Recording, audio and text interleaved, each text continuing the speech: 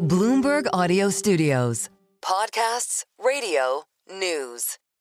Hey guys, great to be with you. Day 2 at the World Economic Forum here in Davos, Switzerland. Mine's firmly elsewhere in Washington, D.C. Isn't that right, Lisa? 24 hours of conversations about how great America is and how the rest of the world will struggle with the incoming president, Donald Trump. Yeah, every conversation here at Davos has been, what's America going to do? How can I leverage myself to be in the best position possible? And, oh yeah, what's the latest headline? Brian Moynihan alongside us, the chairman and CEO of Bank of America. We're going to cover all of that through the next 8 minutes or so.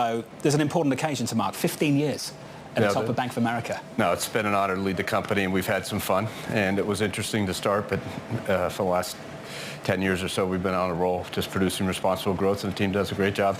And we can take pride. We've put the company to where it should be as one of the great companies in the world. Beyond interesting, 15 years ago, it was the absorption of Countrywide Financial. It was Merrill. It's a very, very different bank in a very, very different moment. That phrase you used is one you've used so many times, responsible growth. There is a feeling that maybe we move towards something else in the world of banking over the next few years. Some might say it's sort of reckless growth. We're just going to go for it. How would you describe the future? So what you're hearing is enthusiasm for, in the investment banking side, particularly transactions, right? For a long time, for the last couple of years, it's been hard to get a transaction through. And what stops a seller from selling or a buyer from buying is, if this thing is delayed, I'm exposed. And so what they'll do is they'll push it through. So there's a lot of enthusiasm that there'll be better growth in the United States, a lot of enthusiasm by the bankers saying these deals can get done so I can go have the strategic conversation. And it's just not another idea that goes through the system. And everybody says, that's a great idea, but it's not going to be a great idea. Let's go do it. Or a great idea, I don't want to do it, but it's more of a substance base than it is more of a worry about the environment around us. Are you basically saying that there's more enthusiasm, that there is conviction and will to actually get stuff done? Yeah, I think you saw some deals getting announced, and you'll see more deals getting announced. In our sector, in banking, especially in the United States, the consolidation is still far away from being done. There'll always be big banks, there'll always be small banks, but you ought to let people make a decision what they want to do, and there haven't been a lot of bank deals done, bank-to-bank deals. We can't do them. It's not legal, but as investment banking, we can help other people do them, and there hasn't been a lot done because just the uncertainty of getting caught in a transaction and having issues.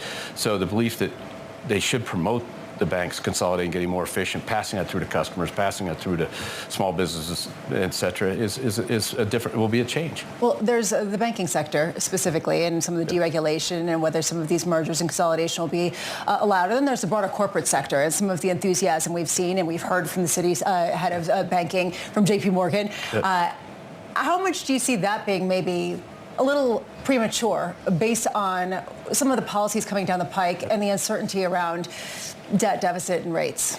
Well, I think you have to divorce a little bit some of the fiscal work that has to be done, and incoming Treasury Secretary and others have to take very seriously this question of how do we manage the revenue stream, the expense stream, and the amount of debt, and get it all to work out. That one of the ways that becomes easier is if you have more activity and more things going on. So I think the enthusiasm here from the bankers is more structurally that the belief is that even starting yesterday, you don't have the constraint that you have, so you can go. If there's more that enables more, that's good stuff. But right now, it'll stop it going in the wrong direction. And look, our medium small sized businesses, their biggest complaint last time I was here, and we talked to the administration about it, was the biggest complaint was, you're in my pocket, you're slowing me down, I can't get things done, I want a permit to do something, it takes forever, I want your labor rules, all this stuff was going on just over and over. And small, medium-sized business don't have the thousands of people that big companies have to figure it all out, and they're figuring it out on their own. The same person is running the business at night sitting there saying, so what does this new taxation strategy on Social Security mean to me? How does it apply? How do I have to change all my systems? And so they're just saying, if you just stop, things will get better. So you're the number one lender to small businesses in the United States. Give us the read on things right now. Are they already making those decisions to make a move, to make those investments that they were on hold over the last 4 years doing? Are they already making that move? So if you come over the last, say, 6-8 months or so, that it went from regulation and inflation. The inflation's kind of come down as their worry right now. And what's actually interesting is they're going back to labor shortages and the right labor. Now, the interesting thing about that has a question about immigration and all the stuff going on. But what they're feeling then is demand. I need people to do things. And so they're starting to feel the demand steady. Remember, when the Fed was raising rates high, their cost of borrowing went up a lot. They went from 300 basis points over an index that went up by 500 basis points. That's a big number. And so that caused them to say, let me be careful. And then as the rates come down a little bit, they feel a little better. Now they're saying, okay, I have the opportunity to grow, but can I get the people? And remember, that was the 2021-22 time frame. So in there's got to be a solution to this immigration that doesn't constrain those small, medium-sized business from growing, or they're going to start letting us know. Would you say, just to jump in, would you say we are supply constrained? Do you think we are prone to have these bursts of inflation? Yes and no, and we don't know, honestly, because the stimulus after the pandemic, there was so much more than there maybe had to be by technical economic discussion. It's hard to say whether we're supply constrained and other things. And we're supply constraints because of cutoff of supply and the stoppage of goods coming in the country and shipping and all that stuff that we went through. So you haven't gotten to a real normalized side of that yet. But that's the blame for the current thing. I think the supply shortages can mitigate if, we got to be a little careful about labor supply. We got to be a little careful about the tariffs impacting supply and things. But I think the second sourcing's gone on. People are finding places to get stuff. So I'm not quite sure that's going to be the issue. But a lot of what we think it was the issue is actually the pandemic, the stimulus, and the impact of the pandemic on supply that's worked us through the system. So John started with the fact that you've been at Bank of America for 15 years. Yep. We keep hearing about succession plans in different places. What's your succession plan?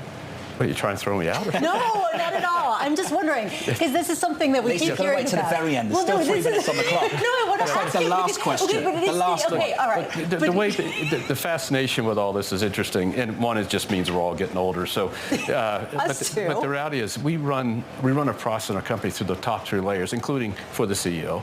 Succession, every 6 months we go through everything, who the immediate successors for every one of our teammates' jobs, and we have a slate, and we go from that slate, because if you run a big company, people leave for they retire, they get another job, whatever, and you're always filling jobs. And so with the way the board will make a choice at some point.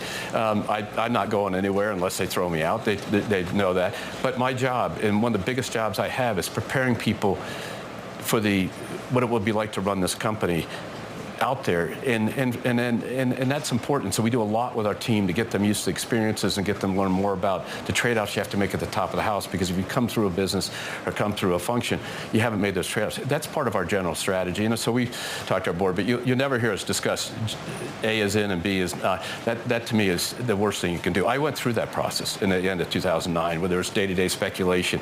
That's not the way to do it.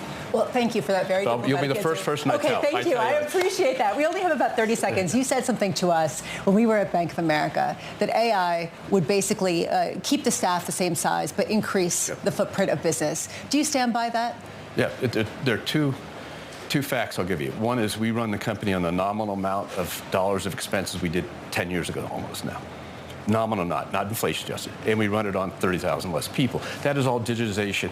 And AI is an extension of automation, digitization, models, et cetera. Automating work, taking out work, and automate, therefore you don't need. And I think AI keeps going. The idea is if we're good, we'll keep adjusting where the teammates end up. So it might not be the same 212,000 people. 213,000 people doing the same thing 10 years from now. Yeah. But my guess is that our employment levels will stay relatively static. There's just more towards stuff that can't be replicated near term by AI. Brian, you're a gent, and you've been super generous with your time, and you show me up every year because you always come out here with a suit jacket on, and I'm sitting here with like a winter jacket. Yeah, but I actually I know. wear a suit jacket. I know you've been influenced by Brian. No, it's actually just a lot warmer. Brian Moynihan, the Bank of America CEO and Chairman. Brian, thank you.